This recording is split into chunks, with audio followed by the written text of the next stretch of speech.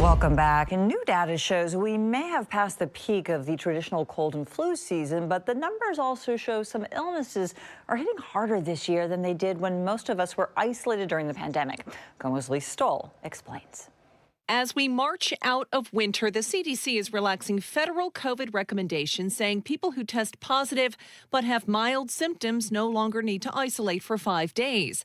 But they do recommend older adults over 65 get the additional updated COVID vaccine. We saw from the beginning of this season, for those who went to the hospital, 95% of them didn't have an updated vaccine. According to the latest information from the Washington Department of Health, nearly 1.6 million COVID vaccines have been given out over the last 8 months. But only 18% of people in our state are fully up to date with all of the CDC recommended doses. We have those tools to protect each other. We just need to use it. The good news, we're seeing double-digit drops in the number of people ending up in the ER for COVID-19, flu, and RSV.